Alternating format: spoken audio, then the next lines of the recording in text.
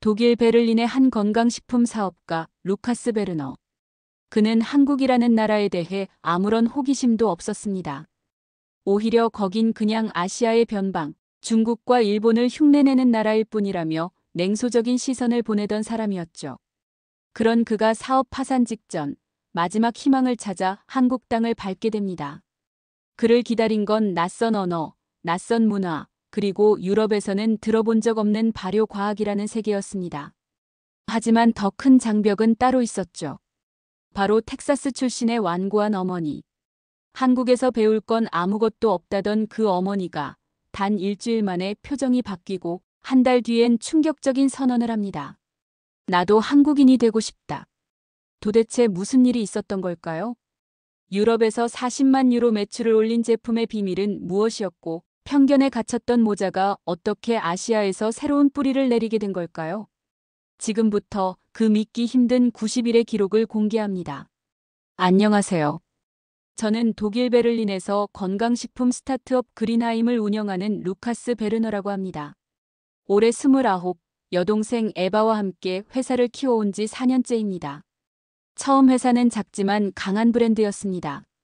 유기농 귀리, 아마씨, 퀴노와 같은 곡물을 사용해 만든 친환경 에너지바는 베를린과 위넨, 함부르크 같은 대도시에서 꽤 인기를 끌었고 오스트리아 스위스에서도 주문이 들어왔습니다.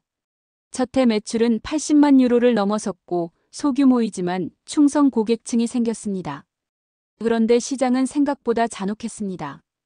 3년 차부터 중국과 동남아에서 값싼 OEM 제품들이 유럽 시장에 밀려들었고 심지어 네슬레 같은 대형 식품 기업들까지 비슷한 제품을 대량 생산해 절반 가격에 팔기 시작했습니다.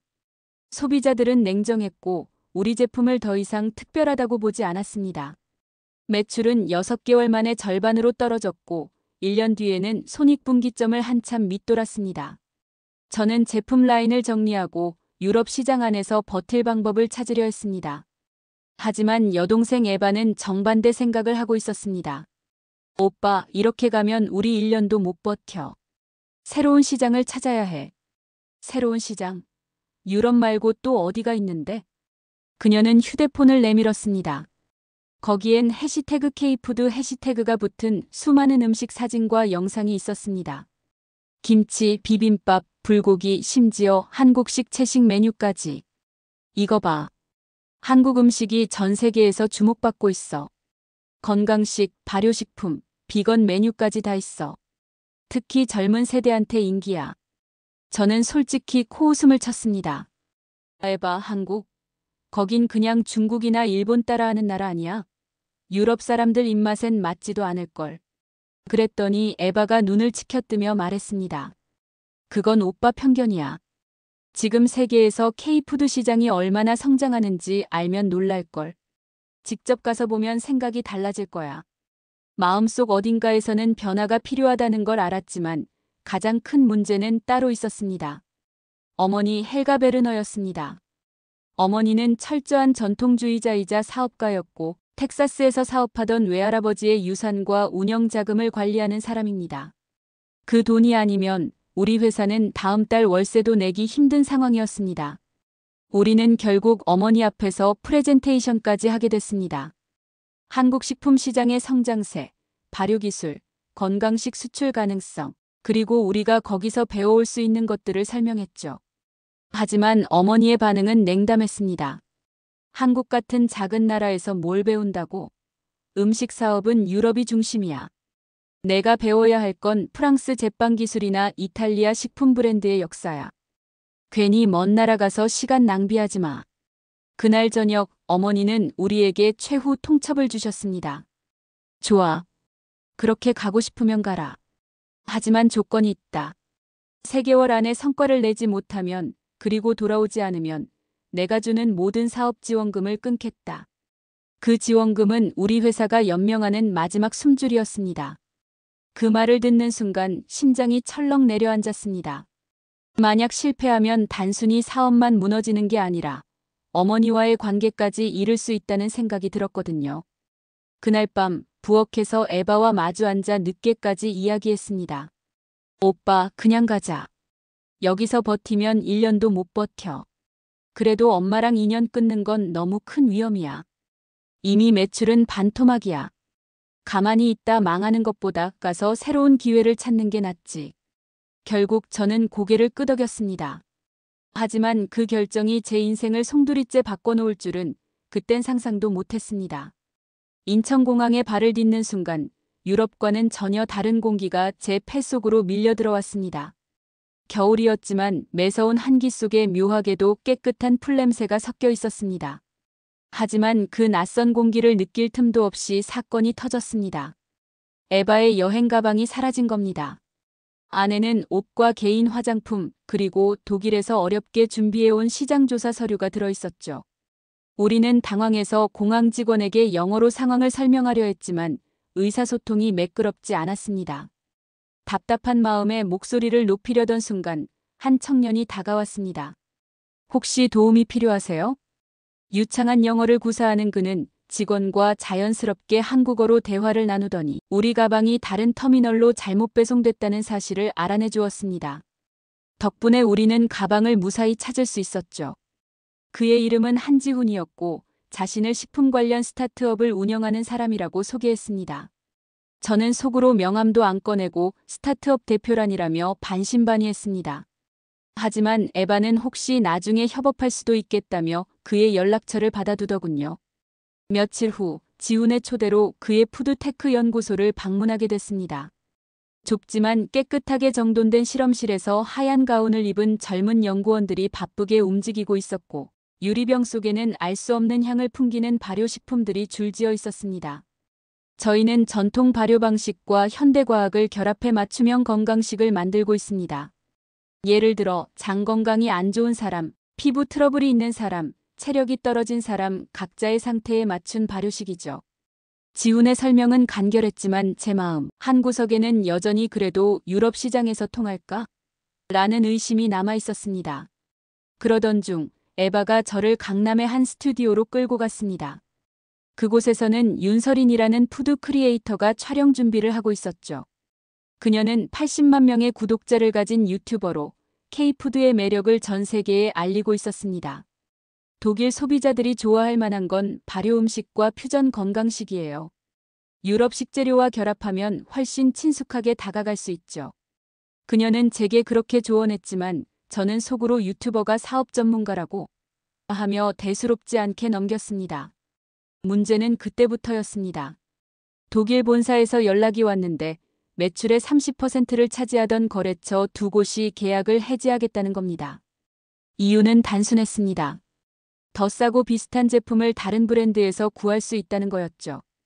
거기에 어머니까지 매일 전화를 걸어 압박했습니다. 루카스, 지금 독일 상황이 어떤지 알기나 해? 그 이상한 발효 음식이 무슨 도움이 된다고 거기 있는 거야? 돌아와서 본업이나 지켜. 점점 스트레스가 심해졌고 위통과 피부 트러블까지 나타났습니다. 병원에 갔더니 의사는 최소 23주 휴식을 권했습니다. 그때 지훈이 자신의 발효 건강식을 가져왔습니다. 장 건강과 피부 회복에 특화된 천연 발효 제품이라면서요. 솔직히 말하면 저는 그때까지도 이게 효과 있을까? 반신반의했습니다. 그런데 놀랍게도 사흘 만에 속쓰림이 가라앉고 피부까지 눈에 띄게 좋아졌습니다. 거울 속 제 얼굴이 붉은기 없이 깨끗해진 걸 보면서 저는 처음으로 혹시 이 기술이 진짜일지도 모른다는 생각을 하게 됐습니다. 하지만 아직 제 편견의 벽은 완전히 무너지지 않았습니다. 그리고 곧 그 벽을 산산조각 낼 사건이 찾아왔습니다. 지훈과 저는 본격적으로 협업을 시작했습니다. 그동안 저는 한국에서 배운 것들을 메모장에 빼곡히 기록해두고 있었지만 솔직히 말하면 이게 유럽에서 먹힐까 하는 불안은 여전히 있었습니다. 지훈은 특유의 차분한 성격으로 저를 다독였습니다. 루카스 씨, 우리는 유럽과 한국의 장점을 합칠 수 있습니다. 발효 기술은 우리 쪽이, 유럽 시장 이해는 루카스 씨가 맡으면 돼요. 제품명은 바이오 발효 에너지 바로 정했습니다.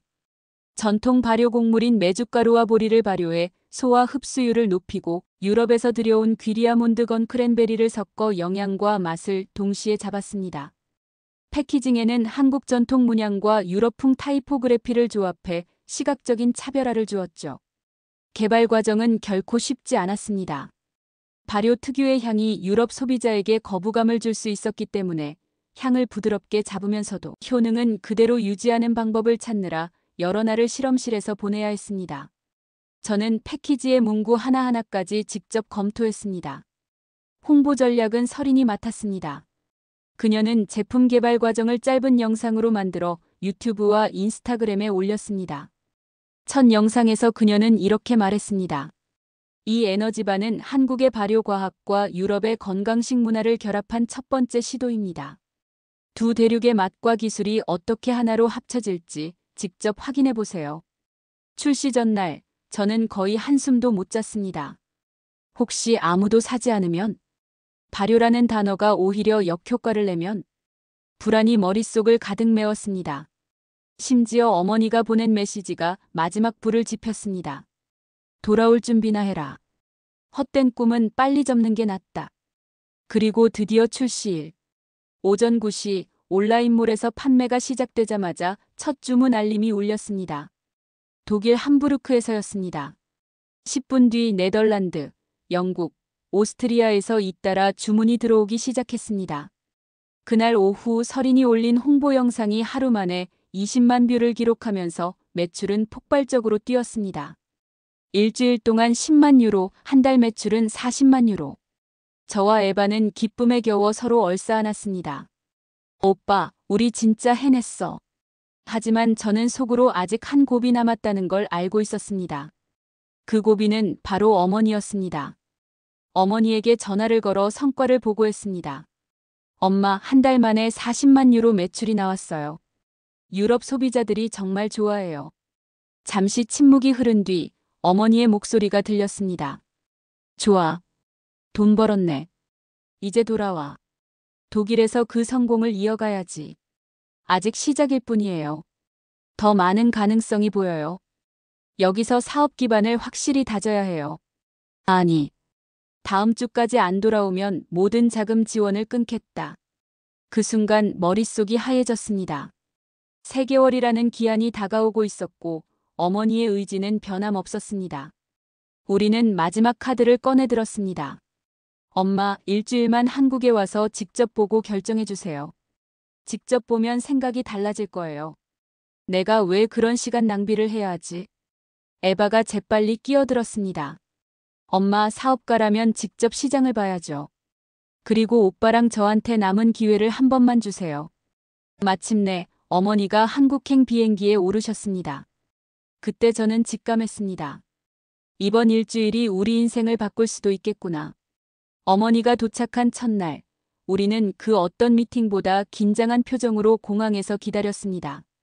헬가 베르너, 제 어머니는 사업가로서의 냉철함과 텍사스 개척민의 완고함을 동시에 지닌 분입니다. 그 눈빛을 마주하니 가슴이 쿵 내려앉았습니다. 첫 목적지는 전주 한옥마을이었습니다. 어머니는 전통 가옥의 기와 지붕을 올려다보며 옛날 일본식 집 같네라고 말했습니다. 저는 웃으며 설명했습니다. 아니에요, 엄마. 이건 한국 고유의 한옥이에요. 전통 장담극이 체험장에서 어머니는 고추장 항아리를 휘저으며 묻더군요. 이게 정말 세계에서 통할까? 유럽 사람 입맛은 예민해. 엄마, 발효식품은 유럽에도 많아요. 다만 방법과 재료가 다를 뿐이에요. 다음 날 강원도의 발효식품 연구소를 찾았습니다. 현대식 발효실, 온도 습도를 정밀하게 조절하는 시스템, 미생물 배양 장비까지 갖춘 모습을 본 어머니의 표정이 조금 부드러워졌습니다. 이렇게 체계적으로 관리하는 줄은 몰랐네. 셋째 날은 찜질방 체험이었습니다. 뜨거운 불가마 안에서 땀을 흘린 어머니는 처음엔 버티기 힘들어했지만 나와서 시원한 식혜를 마시며 이렇게 말씀하셨습니다. 이건 유럽에 꼭 소개해야겠다. 몸이 이렇게 가벼워질 수가 있네. 넷째 날, 우리는 설인의 촬영 현장을 어머니에게 보여드렸습니다. 수백만 구독자를 상대로 K푸드를 알리는 모습, 댓글로 쏟아지는 해외 팬들의 반응. 어머니는 화면을 한참 바라보다가 조용히 말했습니다. 젊은 세대의 소비 방식이 이렇게 달라졌구나. 다섯째 날, 드디어 어머니의 마음을 완전히 연 순간이 왔습니다. 우리는 지훈의 연구소로 어머니를 모셨습니다. 거기서 어머니는 제가 회의실에서만 설명드리던 바이오 발효, 에너지바가 실제로 만들어지는 전 과정을 처음부터 끝까지 지켜보셨습니다. 원재료 입고, 세척, 발효, 혼합, 성형, 포장까지. 마지막으로 제 책상 위에 놓인 매출 그래프를 보여드렸습니다. 한 달 만에 치솟은 매출 곡선이 어머니의 눈을 사로잡았습니다. 그날 저녁 어머니는 숙소에서 우리를 불러 앉혔습니다. 내가 틀렸다. 너희들이 왜 여기에 있는지 이제 알겠다. 한국은 내가 생각했던 나라가 아니야. 그리고 나도 여기서 너희를 돕고 싶다. 그 말을 듣는 순간 저는 눈물이 핑 돌았습니다. 그 후 어머니는 한국 법인 설립에 직접 투자하셨고 독일 사업은 매니저들에게 맡긴 채 서울에 머물렀습니다. 김치 담그기 수업에 등록하고 한국어를 배우기 시작하셨습니다. 우리 그린하임은 이제 한국과 독일을 잇는 합작 브랜드로 거듭났습니다. 바이오 발효 에너지바는 출시 6개월 만에 200만 유로 매출을 달성했고 독일 한국 대형마트와 온라인몰에 동시에 입점했습니다. 돌아보면 처음 한국에 올 때만 해도 저는 편견 덩어리였습니다. 그러나 그 편견을 무너뜨린 건 숫자가 아닌 사람과 경험이었습니다. 지훈의 집념, 설인의 창의성, 그리고 어머니의 변화. 그리고 저는 이제 확신합니다. 편견을 버리고 새로운 문화를 받아들일 때 진짜 기적이 시작된다는 것을요. 그 기적은 한국의 발효 향 속에서 조용히 자라나고 있었습니다.